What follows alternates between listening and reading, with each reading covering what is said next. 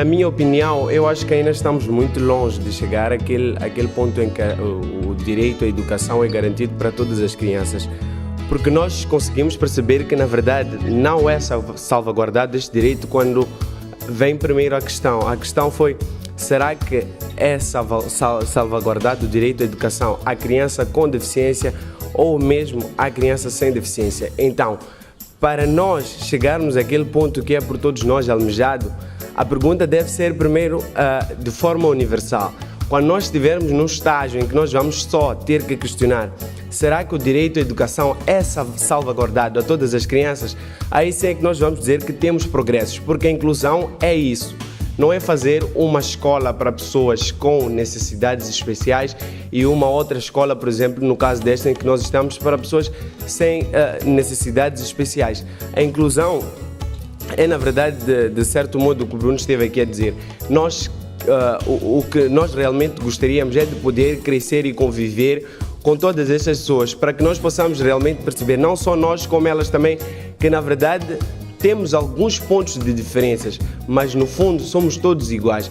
E o direito à educação, quero eu crer que não é completamente salvaguardado, não apenas pelas possibilidades ou pelas capacidades que o país tem, mas, por outra parte, se formos a falar das barreiras atitudinais, porque por vezes os próprios pais de crianças com algum tipo de deficiência privam aquelas crianças de ter acesso à educação só, queria dizer, exatamente por terem aquela deficiência, ou seja, de certa forma é algum senso de proteção para aquela criança, mas que na verdade, se nós estamos a dizer que a criança vai à escola, vai lá ter com outros meninos, tem lá professores, certamente que a segurança que é necessária para que aquela pessoa possa crescer no meio saudável, naquela escola essa pessoa iria encontrar, mas os pais, por vezes, são os primeiros a privar os seus filhos de terem acesso à educação.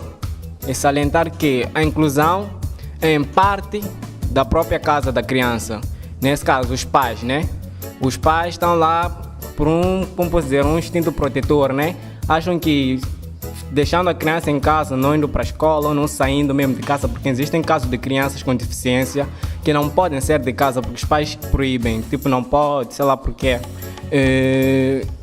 É a partir daí que a criança passa a se sentir solitária nesse caso. Se uma vez sai fora de casa, vai ver um ambiente de fora, né? Vai se sentir excluída aos olhares da sociedade, ela por si, sem precisar de que alguém lhe exclua. O nosso governo tem feito escolas especializadas para crianças com deficiência porque sente que a sociedade não está preparada para ter as crianças dentro das escolas contando com as outras crianças, porque as outras crianças, nesse caso, vão ficar um bocadinho, assim como posso dizer, intimidadas ou sei lá, não vão se sentir à vontade, tendo uma criança deficiente no meio das outras. E aquela criança deficiente também, acredito que não se sentiria à vontade estando no meio das outras crianças. Ia se sentir meio assim. Então acredito que o nosso governo tem feito isso, tem excluído essas crianças, levado essas crianças a uma certa escola especial para que elas convivessem entre si e trocassem experiências. Acredito que isso também é uma parte útil. Se calhar existirem palestras ou coisas assim, mas para que essas crianças pudessem ter uma conversa ou se unir e debater acerca dos próprios assuntos que têm, ou melhor, dificuldades que elas têm levado. Eu acho que é um pouco complexo, até talvez paradoxo, nós tentarmos aqui discutir a questão da educação inclusiva e ao mesmo tempo sugerirmos que sejam construídas mais escolas especiais. Porque se nós partimos do pressuposto que temos de fazer escolas especiais, estamos a definir que tem de haver separação entre as pessoas com deficiência e as pessoas sem alguma deficiência. Então, se não existem condições para estudarmos todos juntos, essas condições têm de ser criadas. Se nós criarmos uma instituição só para crianças com deficiência, aí estaremos a isolar. Mas sim devemos criar condições nas escolas normais para que possam receber mais crianças com deficiência. As dificuldades são superadas quando nós nos adaptamos aos meios de que provemos.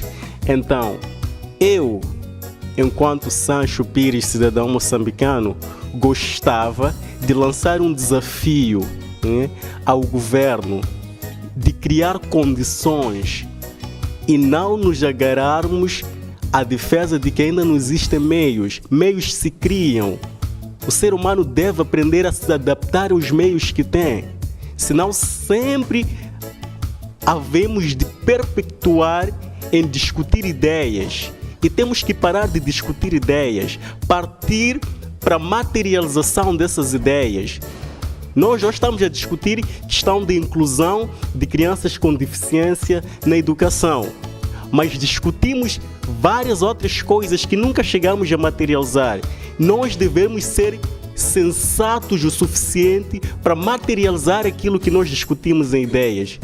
E eu gostava agora de, para aproveitar, dizer que a dissertação da doutora Farida devia se tornar materializável. Aquilo que ela disse, se o governo agarrasse, materializasse, esta sociedade seria melhor. O direito à educação é salvaguardado ou não? Eu penso que sim. Porque em 2004, Moçambique foi assinante ou assinou a Convenção dos Direitos das Pessoas com Deficiência. Isso já é um impulso. E a segunda coisa é que estão a surgir, ou vem emergindo na nossa sociedade, organizações, associações, outras formas de aglomeração que lutam ou velam e zelam pelos direitos das pessoas com deficiência. Mas o que eu não posso afirmar categoricamente é que isso esteja a realizar-se efetivamente. Só gostaria de corrigir a data. A República de Moçambique assinou a Convenção em 2007, março de 2007. Ratificou em outubro de 2010. Depositou nas Nações Unidas em 30 de janeiro de 2012. Eu que estava só para corrigir, ele falou 2004. Portanto, existe legislação específica. O maior problema, a maior dificuldade é a não entrega da parte do nosso governo em termos de pensar que a questão da deficiência não deve ser olhada como uma questão parcial, mas sim como uma questão global que diz respeito a todos os níveis da vida de um ser humano, desde os problemas sociais, problemas econômicos, problemas educacionais, problemas de formação e de integração social da pessoa na sociedade onde está inserida, dizendo que é necessário ou que haja um Instituto Nacional ou que exista um Ministério Nacional na área da deficiência, para olhar para todos os aspectos e ver qual a ligação com os outros ministérios e como é que deve ser feito.